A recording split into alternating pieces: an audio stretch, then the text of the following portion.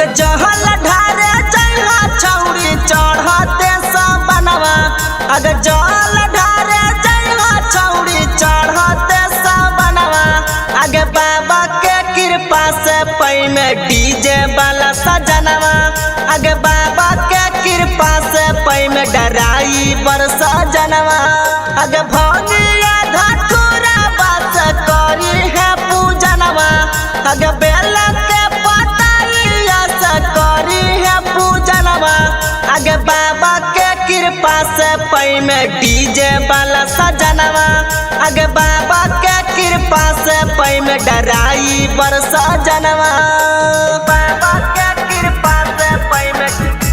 DJ वाला सजनवा बोला बोला देवघर वाले बाबा की बाबा के कृपा से पै में डराई बर सजनवा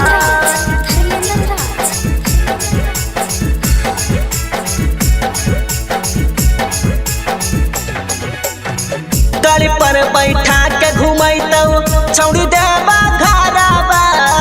कहाँ में तो कीन देतौ गलबा के हरवा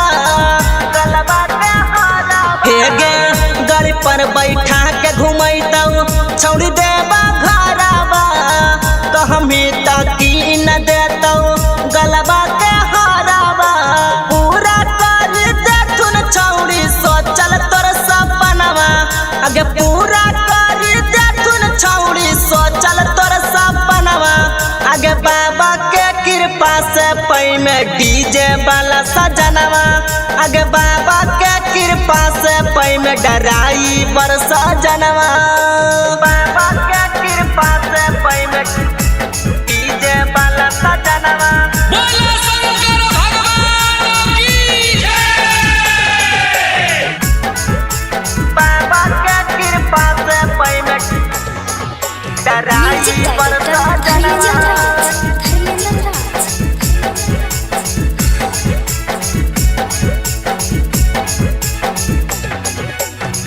बेल के पतैया पर